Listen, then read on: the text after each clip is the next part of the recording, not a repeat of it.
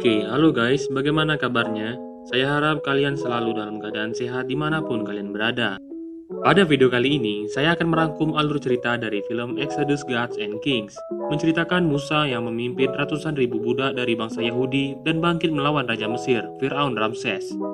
Namun saya mengingatkan bahwa cerita Musa di film ini mungkin sangat berbeda dengan ajaran kitab suci agama tertentu. Oleh karena itu, saya harap untuk melihat film ini dari sisi hiburan saja dan tidak mengaitkannya dengan agama manapun. Oke, tak perlu berlama-lama, kita masuk ke ceritanya.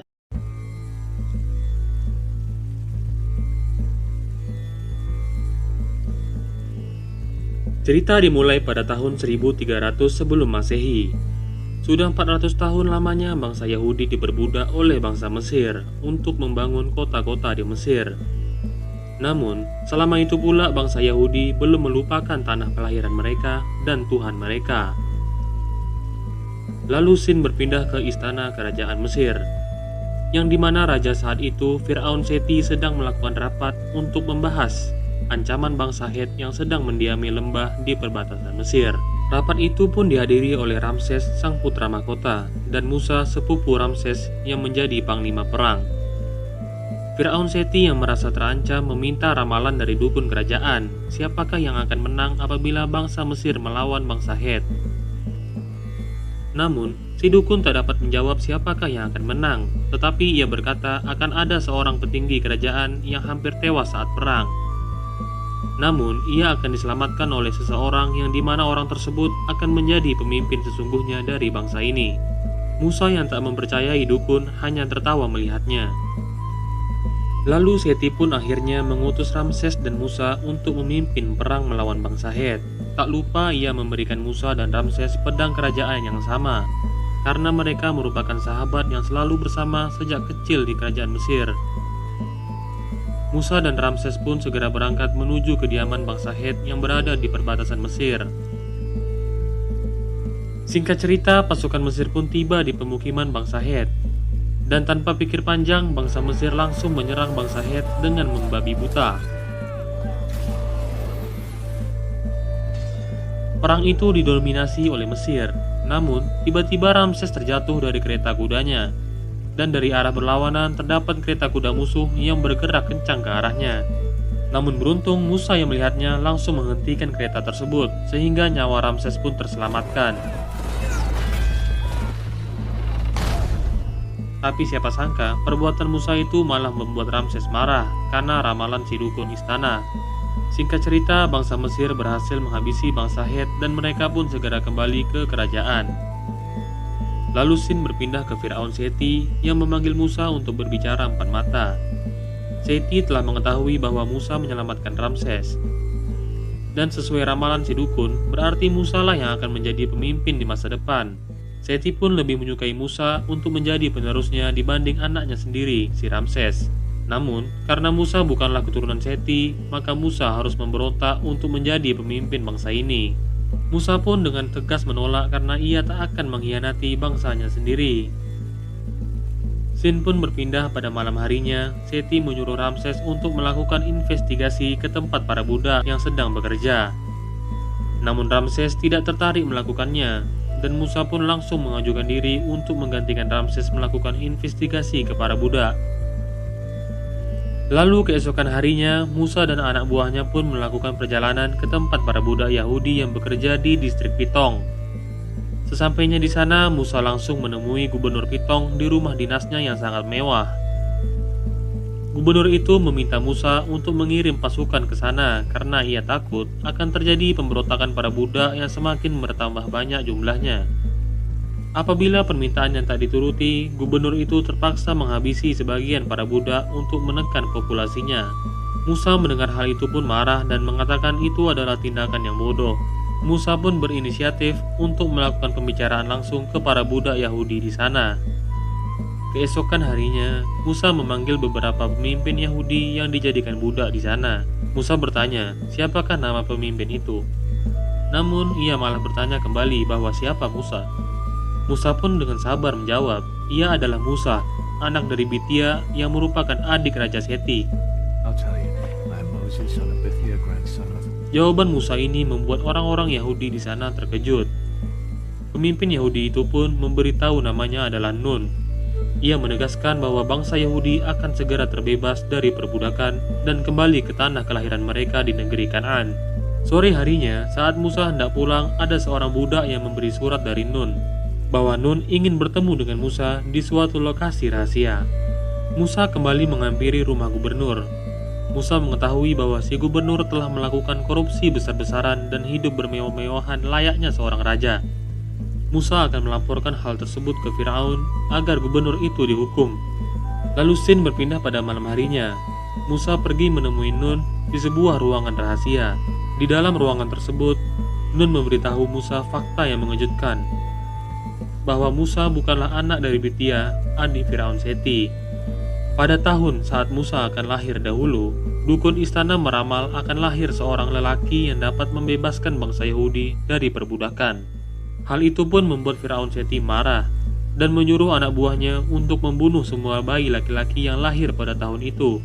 Namun orang tua Musa berhasil menyelamatkan Musa dengan menyembunyikannya di sebuah keranjang dan menghanyutkannya di sungai Nil. Hingga pada akhirnya Musa ditemukan oleh Miriam, putri dari Bitya. Bitya pun mengadopsi Musa dan tinggal di istana kerajaan. Musa tak percaya dengan cerita itu dan pergi meninggalkan tempat tersebut. Namun tak disangka, pertemuan dan cerita asal-usul Musa itu didengar oleh budak Yahudi yang lain. Mereka pun melaporkannya ke Gubernur Pitong, sembari berharap mereka berdua dibebaskan dari perbudakan. Sesampainya Musa di istana, ia terkejut melihat Firaun Seti yang terbaring kritis. Melihat Musa datang, Seti pun menyapanya dan bertanya bagaimana kabar Musa. Setelah menjawabnya, beberapa saat kemudian Firaun Seti pun menghembuskan nafas terakhirnya. Lalu keesokan harinya, Ramses langsung dinobatkan sebagai Firaun berikutnya. Sore harinya, Gubernur Pitong datang di tengah-tengah rapat kerajaan. Ia memberitahu Ramses asal-usul sebenarnya dari Musa. Saat sedang berdua saja, Ramses bertanya ke Musa, apakah benar Musa keturunan bangsa Yahudi? Namun, Musa mengatakan itu tidak benar. Dia adalah putra Bitya, gubernur tadi hanya pembual. Ramses yang ragu pun memanggil Bitya dan putri Bitya, si Miriam, untuk menghadapnya. Ramses memaksa Bitya mengatakan yang sebenarnya dan menyuruh putrinya untuk meletakkan tangan di atas meja. Ramses pun bertanya ke Miriam apakah dahulu ia menemukan Musa di sungai Nil. Melihat Miriam yang tak mau menjawab, Ramses pun melayangkan pedang ke tangan Miriam. Namun Musa langsung menghentikan itu. Ramses yang emosi pun menyuruh anak buahnya untuk mengasingkan Musa dan membuangnya di tempat yang jauh dari masyarakat. Ibu kandung Ramses sangat ingin membunuh Musa, namun Ramses tidak tega karena ia adalah sahabatnya sejak kecil dan tumbuh besar bersama. Keesokan harinya, di perbatasan Mesir, Musa mengucapkan salam perpisahan ke ibunya dan kakaknya. Dan disitulah Bitya mengatakan yang sebenarnya, bahwa Musa memang bukan anaknya. Miriam menemukan Musa mengapung di sungai Nil. Namun begitu, Bitya tetap sangat menyayangi Musa seperti anaknya sendiri. Musa pun melanjutkan perjalanan untuk meninggalkan Mesir. Saat sedang beristirahat, Musa menyadari ada seseorang yang menyelipkan pedang di tempat perbekalan yang ia bawa. Musa pun menyimpan pedang itu dan melanjutkan perjalanan melewati padang pasir.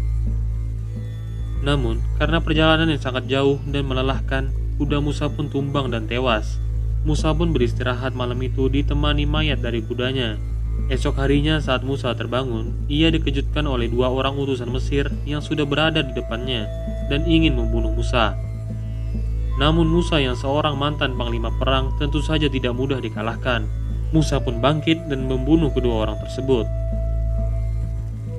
Musa lalu mengambil kuda orang itu dan melanjutkan perjalanan. Di sepanjang perjalanan, Musa menggambar rute yang telah ia lalui, dan sampailah Musa di Selat Tiran, Laut Merah yang dangkal. Musa pun menyeberanginya, hingga ia sampai di suatu tempat dan melihat sekumpulan wanita tengah mengambil air. Wanita-wanita itu diganggu oleh para pengembala kambing yang usil.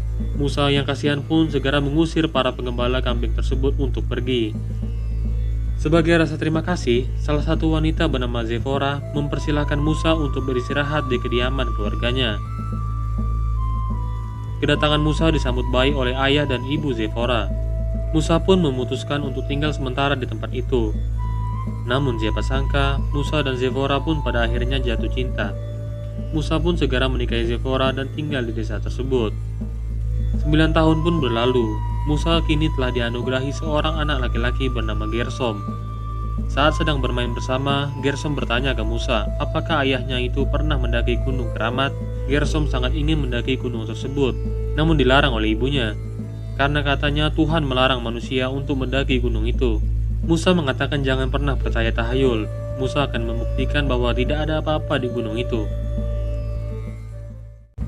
Sore harinya, Musa meminta izin ke istrinya untuk menggembala kambing di gunung Keramat. Zefora mencoba untuk mencegahnya, namun Musa bersikeras dan mengatakan tidak akan terjadi apa-apa di sana. Musa pun akhirnya berangkat menggembala kambing ke gunung Keramat. Sesampainya di puncak gunung, tiba-tiba langit menjadi gelap, hujan pun turun dengan lebatnya. Tak lama kemudian tanah pun longsor dan membuat Musa pingsan tertimbun tanah. Malam harinya Musa pun tersadar. Ia melihat seorang anak kecil yang muncul di dekatnya dan mengetahui semua asal-usul Musa. Nama anak tersebut adalah The Messenger atau utusan Tuhan. Anak itu meminta Musa untuk membebaskan bangsa Yahudi dari perbudakan. Tak lama kemudian anak tersebut pun menghilang dan Musa pun kembali pingsan. Keesokan harinya terlihat Musa yang sudah berada di rumahnya dan dirawat oleh istrinya. Musa menceritakan tentang anak kecil yang ada di Bukit Keramat. Beberapa hari kemudian, Musa pun kembali pulih. Saat sedang mengambil air, Musa melihat anaknya yang berdiam diri. Betapa terkejutnya Musa ketika wajah anaknya berubah menjadi sosok The Messenger. What's it look like? Keesokan harinya, Musa pun yakin kalau pesan The Messenger adalah benar-benar datang dari Tuhan untuk dirinya. Musa pun berpamitan ke istri dan anaknya, lalu pergi menuju Mesir untuk membebaskan bangsa Yahudi dari perbudakan. Musa menyeberangi Selat Tiran yang dangkal. Beberapa saat kemudian, sampailah Musa di Mesir.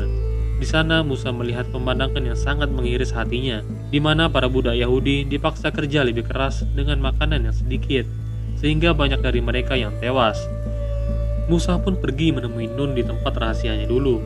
Nun menunjukkan kakak kandung Musa yang bernama Harun dan beberapa anggota keluarga yang lainnya. Di istana Fir'aun, terlihat Ramses yang tengah melihat kudanya. Tiba-tiba datang Musa dari belakangnya dan menodongkan pedangnya. Musa marah dan menyebut Ramses ingin membunuhnya dengan mengirim 2 orang pembunuh pada tempo hari.